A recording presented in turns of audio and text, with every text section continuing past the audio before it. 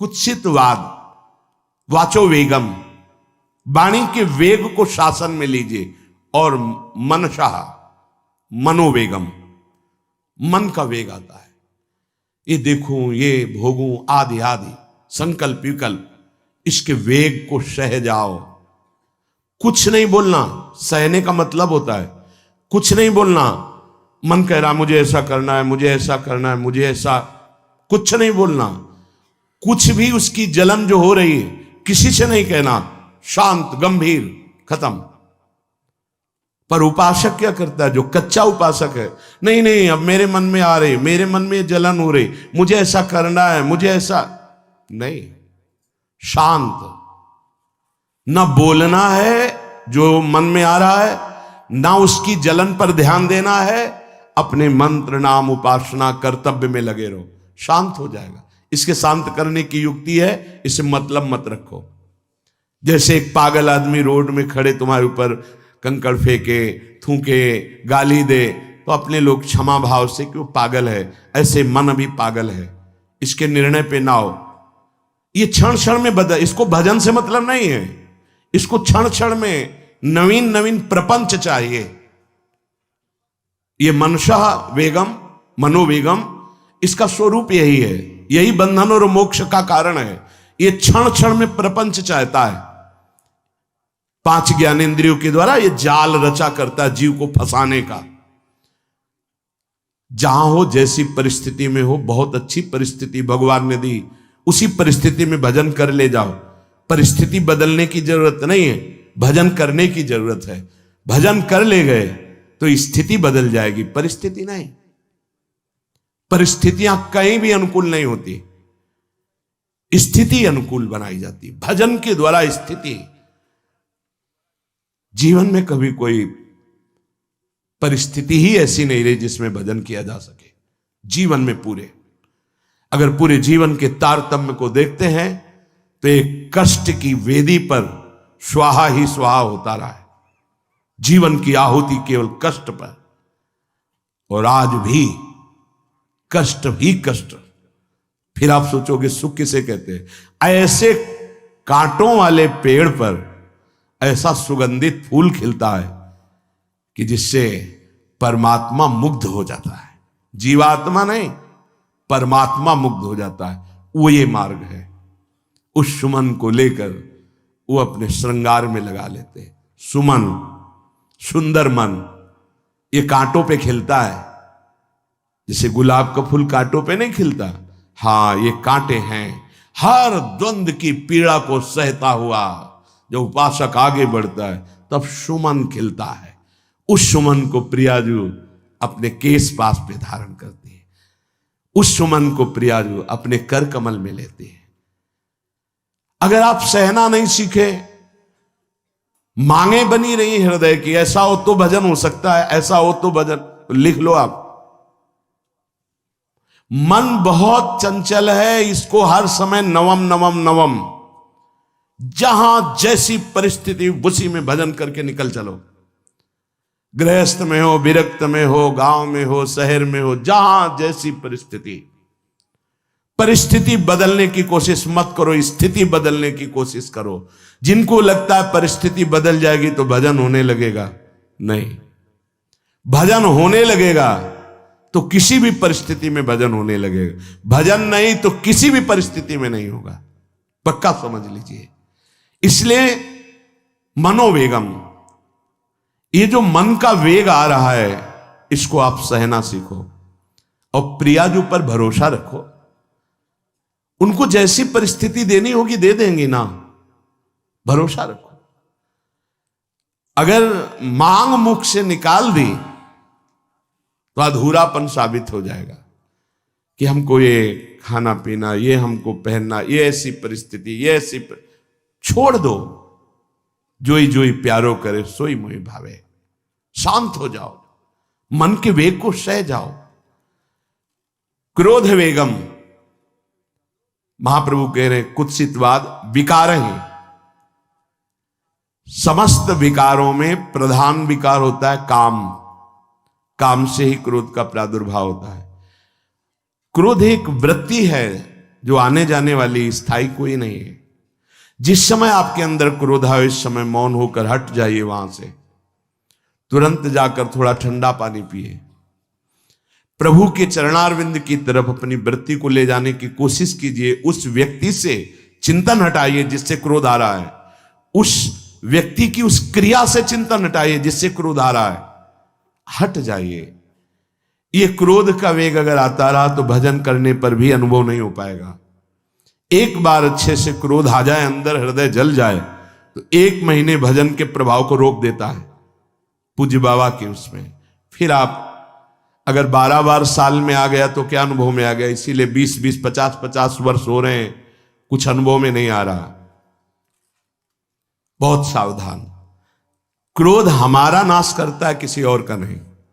हमारे भजन का, हमारे हृदय के आनंद का, हमारी वृत्ति का बड़ा हल्का स्वरूप हो जाता है क्रोधी पुरुष का। इसलिए क्रोध को सहना है, उसके वेग को सहना है। वाणी के वेग, मन के वेग और क्रोध के। अगर क्रोध के वेग को सह गए तो अगला है हिंसा का वेग। वो अपने आप सह जाओगे, क्योंकि क्रोध से ही हिंसा होती है। हिंसा का वेग, वाणी के द्वारा बहुत हिंसा होती है।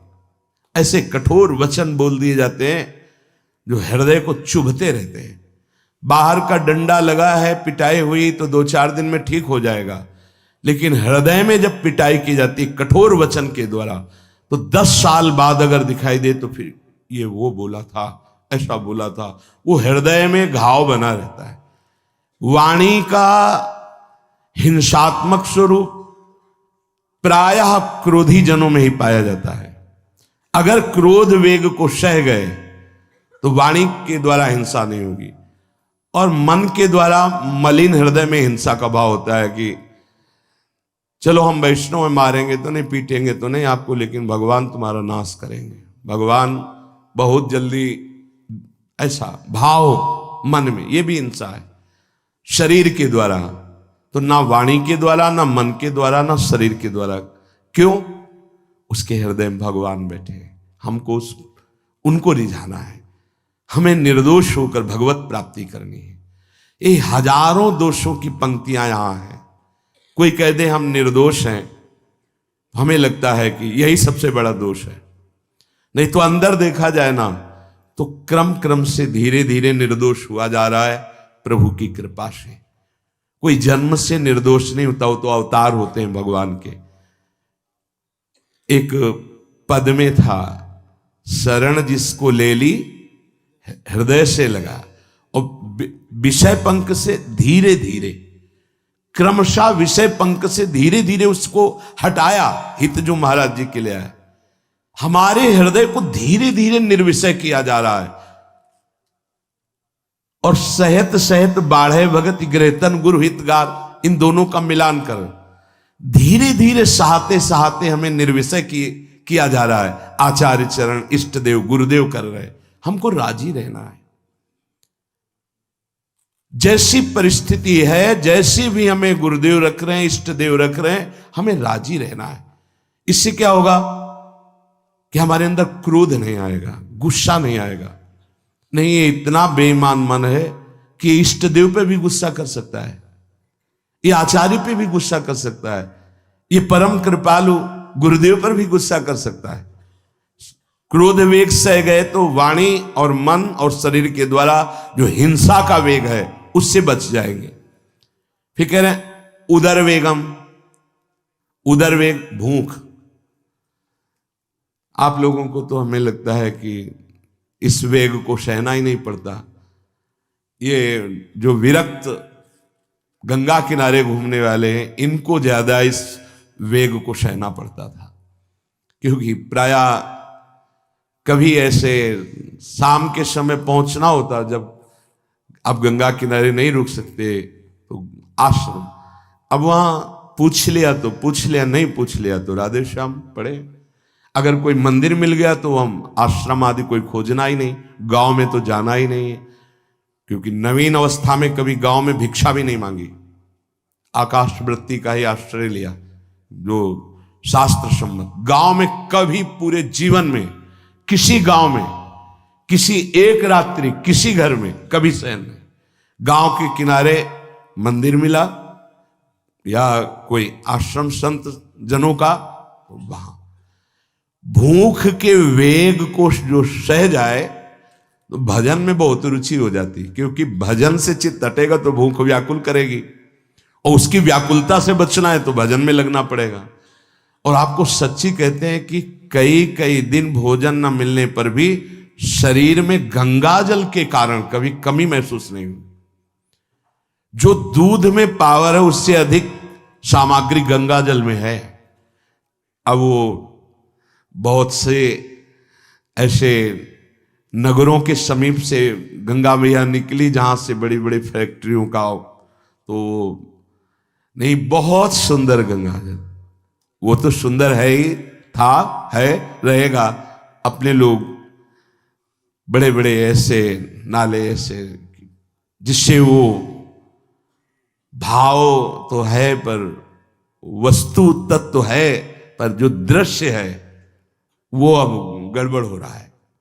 ऐसे यही बड़ा नाला गिर रहा है सामने जाके, अब वहां ऐसे रज लेके ऐसे लगाओ तो दुर्गंध युक्त निकलेगी, क्योंकि वो ऐसे देखो तो ऐसे पदार्थ बहते नजर आ रहे कि अब ये दुर्भाग्य ही है समय का कि परम पावन गंगा यमुना जैसी नदियां जहां स्नान आचमन और भरपेट जल पीकर परम पवित्र और भगवदानंद में डूबा जाता था, वो भी सौभाग्य छिन रहा है। तो अगर सब सुविधा है तो भी हफ्ते 10 दिन में एक बार इस वेग को सहना तो सीखे। कस के भूख लगे और आज नहीं पाएंगे। एक दिन किसी व्रत का अनुष्ठान करने के लिए हम नहीं कह रहे, लेकिन इस वेग का आनंद तो लीजिए ना कभी।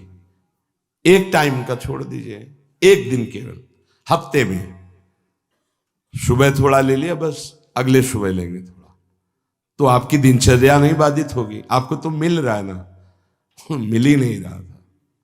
जो उदर वेग है, भूख में भजन का एक तार जुड़ता है, ये देखा है। क्योंकि ना तो नींद आएगी और ना कहीं और कोई प्रपंच की गुंजाइश है, क्योंकि उदर वेग जब भूख से व्याकुल जी होता है तो बचने के लिए एक ही उपाय है, केवल भगवत चिंतन। हटो उसके चिंतन से। ये पूर्व के संतों ने बहुत कष्ट पूर्वक भजन करके जो लाभ प्राप्त किया है वो आप लोगों को सहज में मिल। कभी कभी अपने को इससे परिपक्व करना चाहिए। जैसे शास्त्रीय पद्धति में महीना में 2 तो व्रत है ही हैं, 15 दिन में एक एकादशी, 15 दिन में एक एकादशी। वो इसीलिए रखा गया है सार्वजनिक रूप से कि वो संयम को ना कर पाए तो 15 दिन में एक दिन संयम पूर्वक पवित्र भजन। अपने लोग जानबूझकर हफ्ते में एक टाइम छोड़ दें या एक दिन कभी ऐसे, तो उदर वेग को सहते हुए भजन। उदर वेग देख लो, उदर वेग को सहने के लिए तो अगला जो बात कह रहे हैं वो अपने आप सह जाओगे।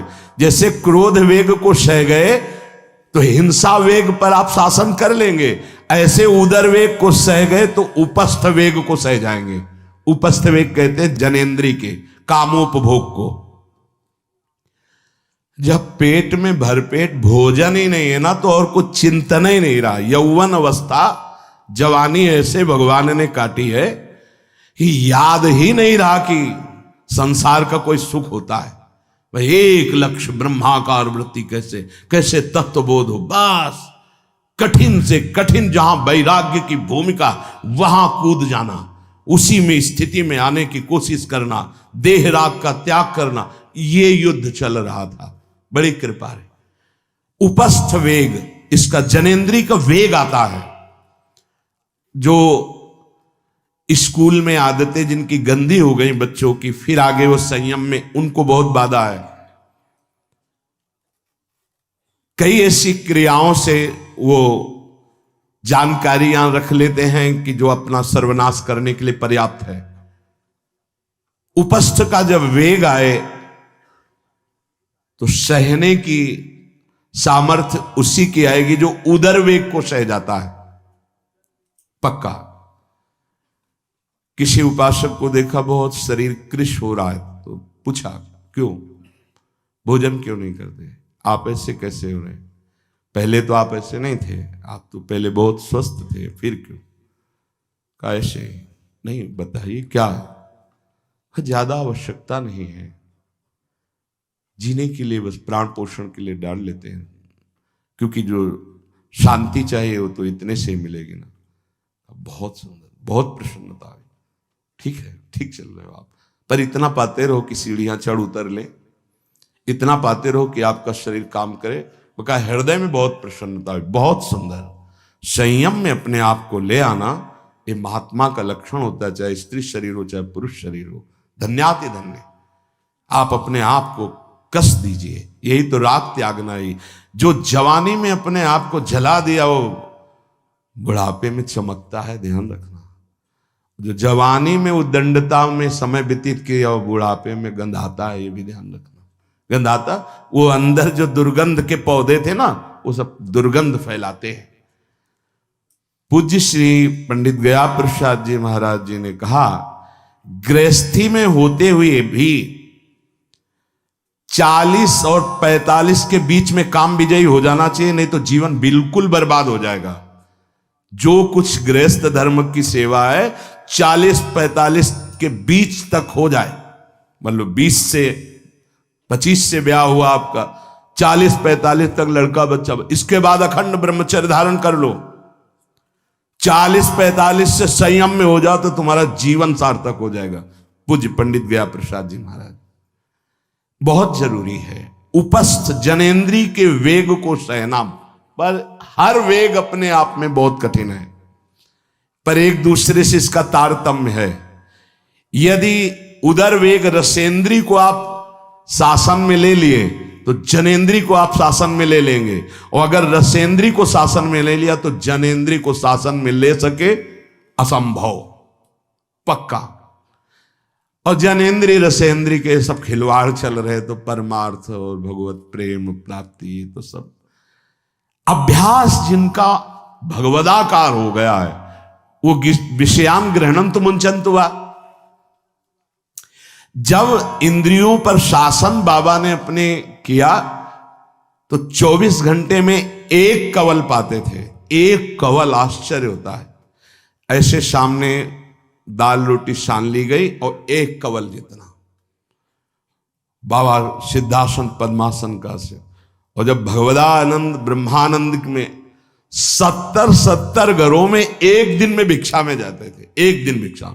अब वहां गए तो एक कवल तो पाया ना, तो 70 कवल हो गए। विषयान ग्रहणंतु मुंचन्तु वा, कोई फर्क नहीं पड़ा। पर हम क्या होता है कि स्थिति होती नहीं तो सिद्धों की नकल करने लगते नहीं। पहले हम साधक हैं, पहले हमारी इन वेगों पर विजय प्राप्त करने की वृत्ति आनी चाहिए। वाणी का वेग, मन का वेग, क्रोध का वेग, हिंसा का वेग, उदर का वेग और जनेन्द्री का वेग, एतान वेगान सहते यस्तु विद्वान। वही शास्त्रों के रहस्य को जानने वाला परमार्थी है जो इतने वेगों को सह जाए। निंदा चास्य हृदयम नोपहन्यात्, इसके बाद जब उसकी निंदा हो तो उस पर कोई फर्क नहीं पड़ना चाहिए। इसके बाद जो इन सब वेगों को सह गया है, अब उसकी निंदा हो रही, कोई निंदा कर रहा है तो उसको आनंद पूर्वक सह जाए। ऐसा क्यों कहा?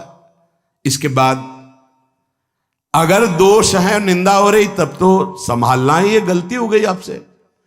जब आप दोष रहित है फिर निंदा हो रही तो आनंद पूर्वक आपको उसका विरोध नहीं करना, सहना है। क्योंकि ये सहना बिल्कुल भगवत साक्षात्कार के नजदीक ले जाएगा।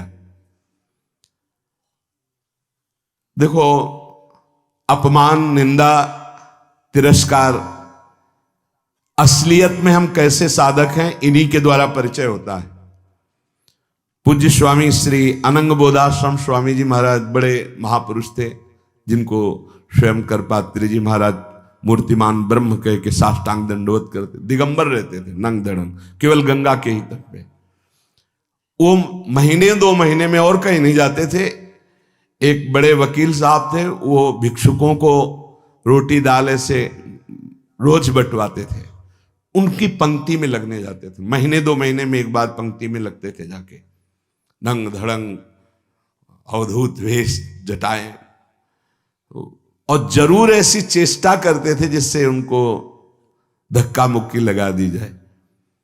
तो एक दिन गए, लाइन में खड़े हुए, फिर 2 लोगों को क्रॉस करके आगे लाइन में, फिर आगे लाइन, तो जो नौकर डंडा लिए खड़े थे उनका तुम्हें बार बार मना किया, 1-2 डंडे लगे, फिर आगे जाके खड़े हो, धक्का मारा, पीछे किया।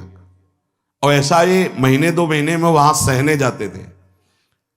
अचानक उस दिन वकील निकले, उन्होंने देखा, अरे स्वामी अनंगबोधास, पता है तुम्हें कौन? साष्टांग दंड। उस दिन से जाना बंद कर दिया। फिर एक दिन गए थे प्रभुदत्त ब्रह्मचारी जी के यहाँ, कहां असनी है और कहां जोशी, गंगा किनारे पूरी रात चल करके पहुंचे। 2 बजे आवाज लगाई, ब्रह्मचारी। स्वामी जी उतरे नीचे, साष्टांग दंड, बैठे। उनका स्वामी जी 2 बजे रात, बोले हाँ ऐसे मन आया, आगे कुछ खाओगे पियाओगे? स्वामी जी, और वो भी परमहंस ब्रह्मचारी जी, बहुत संयमी महापुरुष प्रभुदत्त ब्रह्मचारी। टीन में कुछ आटा रखा, तो बोले स्वामी जी कहो तो रोटी बना दे। बोले हाँ बनाओ। रोटी और नमक ऐसे पाए, जितना टीन में आटा था सब पागल, जो 2-4 किलो जो भी। तो बोले स्वामी जी आटा तो खत्म हो गया। बोले हाँ, भोजन का स्वाद तो साधु ही जानता है। फिर उठे, झूसी से असनी फिर पैदल। ये संतों की मौत, अपमान, तिरस्कार, क्षुधा, हर वेग, ये हमारी कसौटी है। परमार्थ का पथिक चाहे जिस मार्ग का हो। देखो सुदामा जी गृहस्थ मार्ग के कितने उच्च कोटि के, नरसिंह मेहता गृहस्थ मार्ग में कितने उच्च कोटि के। एक कभी तो सौभाग्य ऐसा प्रभु देते जब कोई हमारी निंदा करता है, ये सौभाग्य है, हमें सहने का सौभाग्य मिलता है। कभी तो कोई अपमान करता है जब, तो भगवान से प्रेरित होकर वो सौभाग्य मिलता है। ये साधक को उस समय चिड़चिड़ा नहीं होना चाहिए, उस समय मुस्कुराना चाहिए कि आज मेरी स्थिति का थर्मामीटर डाला जा रहा है, कैसे हो, नहीं आनंदित है। पर देख लो, प्रशंसा होगी तो चेहरा खिला हुआ गुलाब के फूल की तरह मिलेगा, और निंदा होगी तो ऐसे होगा। ऐसा नहीं होना चाहिए। नहीं करत जे अनसहन निंदक, तीनों पे अनुग्रह कियो। इसीलिए पूज्य बाबा कह रहे कि इसके बावजूद, अर्थात समस्त वेगों को सहन करने के बावजूद, तुम्हारी जब निंदा हो और उसको सह जाओ, तब तुम परमार्थ के शूरवीर योद्धा कहे जाओगे। विपत्ति में सब साथ छोड़ देते तो हृदय के भी साथी साथ छोड़ते हैं, ध्यान रखना। जब विपत्ति आती है तो मन भी साथ देना बंद करने लगता है, विपरीत जाने लगता है, बुद्धि भी विपरीत जाने लगती है। इसलिए जो विपत्ति में अपने धैर्य और साहस को न खोकर अपने सिद्धांत से चलता है उसे महात्मा कहते हैं, चाहे वो गृहस्थ हो चाहे विरक्त हो। ध्यान दीजिए, संपत्ति में, अनुकूलता में तो सब सावधान होने की कोशिश करेंगे, बड़ी कृपा है भगवान की।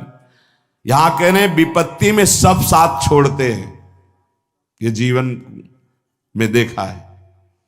विपत्ति में ना तो बाहरी कोई साथ देता है और ना मन साथ देता है, उस समय भजन साथ देता है, भजन। विपत्ति में हृदय को जो दृढ़ रखे, धैर्यवान और साहस बिल्कुल ना गिरने पावे, आगे बढ़ो, नाम जब तुम्हारा भजन वैसे ही चलना चाहिए, तब समझना चाहिए कि हमारी साधना परिपक्व। विपत्ति में कोई साथी नहीं होता, देखा गया है, कोई साथी नहीं। मन भी धोखा दे देता है, मन भी, अपना मन भी साथी नहीं, उस समय केवल भजन साथी होता है। तभी विपत्ति को कुंती जी ने मांगा, क्योंकि उस समय एक ही साथी होता है, हरि बस। संपत्ति में तो बहुत साथी मिल जाएंगे, अब तो साथी ही साथी हैं, जिधर देखो उधर साथी हैं। वो उस समय तो जिधर देखो उधर केवल हरि है, दूसरा कोई है नहीं।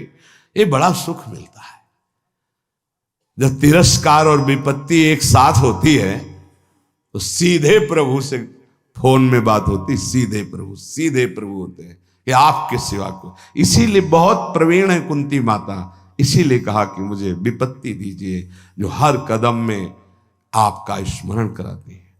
अच्छा, प्रभु जब कृपा करते हैं तो ऐसी विपत्ति देते हैं कि अंतिम श्वास तक वो बनी ही रहती है, अंतिम श्वास तक बनी रहती है। हर कदम पर जैसे गार्ड रखा जाता है ना, सावधान, यहां से ऐसे ऐसे ऐसे हर समय विपत्ति महारानी सावधान, तुम्हारा जीवन कभी भी नष्ट हो सकता है, किसी भी क्षण नष्ट हो सकता है, इसलिए हर समय लक्ष्य पे रखो अपनी दृष्टि प्रिया प्रीतम पे। ये कृपा होती। तो उपासक को जब विपत्ति मिले, सब साथ छोड़ दें, मन भी ना लगे, तब धैर्य और साहस दोनों को सुरक्षित रखते हुए साधना में समय आया है, परीक्षा आई है, फेल मत हो, धैर्य पूर्वक डटे रहो, निकल जाएगा। ये तूफान है, मन का तूफान है, माया का तूफान, निकल जाएगा, आगे बढ़ो। अगर भूल गए तो इससे बड़ी कोई हानि नहीं होगी, ध्यान देना। साहानिस्तन महच्छिद्रम सा चांद्र जड़ मूढ़ता यन्मुहूर्तम क्षणार्धम वा वासुदेवम न चिंतयेत। अय उपासक, वो मुहूर्त, वो आधा क्षण जिसमें आप अपने प्रभु को भूल गए, किसी भी प्रकार से अपमान को देखकर, निंदा को सुनकर, विपत्ति के चक्कर, सबसे बड़ी हानि हो जाएगी। आधे क्षण के लिए भी प्रभु को नहीं भूलना। सबसे बड़ी त्रुटि अंधापन, जड़ता, मूर्खता होगी कि उपासक निंदा सुनकर अपमान की परिस्थिति में या विपत्ति में अपने प्रभु को भूल जाए। नहीं, एक क्षण के लिए भी नहीं, ना संपत्ति में भूलेंगे और ना विपत्ति में भूलेंगे। जो उपासक है वो ममता शून्य होता है, इसलिए उसका भजन नहीं रुक सकता। न शरीर पे ममता है, न किसी संबंधी पे ममता है, तो विपत्ति किस पे आएगी? इन शरीरों पर ही तो आती है। विपत्ति किस पे आएगी? संबंधों पर ही तो आएगी। तो उसका भजन क्यों नहीं रुकता? क्योंकि ममता शून्य है। इसीलिए इस ममता पर प्रहार गुरुदेव करते हैं, आचार्य शास्त्र करते हैं। ममता शून्य बनो, अपनी ममता केवल प्रियालाल से, तो भारी विपत्ति में भी हमारी ममता सुरक्षित श्यामा श्याम से, उनका चिंतन चलता है।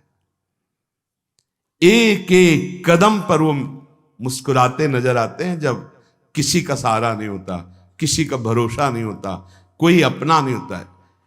ये जानबूझ करके किया जाता है, नहीं तो संसार में सबके कुछ न कुछ अपने होते हैं। संसार में कुछ न कुछ सपने होते हैं और कुछ अपने होते हैं। जानबूझकर सब सपने मिटाए जाते हैं और सब अपनेपन मिटाए जाते हैं। हमारा स्वप्न भी प्रभु होते, कल्पना, भावना, चाहत, गति, जो हमारे प्रभु होते हैं, हमारा अपनापन भी प्रभु से होता है। अब व्यवहार में सब अपने हैं। अब देख लो, पहले एक बार अपनापन हटाया, ममता हटाई, प्रभु के चरणों में रखी, इसके बाद अब सबसे प्रभु भाव से नाते नेह राम के मने, अब कोई फर्क नहीं। पर अभी ममता से समता में नहीं पहुंचे, इसलिए ममता हटानी है। एक बार हटाओ, अपने शरीर से, अपने संबंध से, अपने इंद्रियों के भोगों से ममता हटाकर श्री जी के चरणों में। एक अहमता ममता ये जग में है दुखदाई, ये जब श्री जी की ओर लगे तो होत परम सुखदाई। उपासक को क्यों विघ्न नहीं पड़ता भजन में? क्योंकि उसकी कहीं ममता ही नहीं होती। अमुक पधार गए, आओ तो मृत्यु लोक है, जाना ही है, राधा राधा राधा। बलराम ब्रजवासी बताते हैं कि उनके बगल में एक गृहस्थ भक्त थे, तो उनका पुत्र मथुरा गया तो एक्सीडेंट से पधार गया, और उनके 4 घंटे जप का नियम था, तो 2 घंटे हुए थे, वो जप रहे थे। सूचना है कि आपके पुत्र का एक्सीडेंट हो गया और ऐसा ऐसा, तो उनका है या पधार गया? बोले पधार गया। बोले जब पधार ही गया तो आगे का कार्य आप लोग देखो, 2 घंटा रह गया, पूरा जप हो जाने पर ही हम उठेंगे।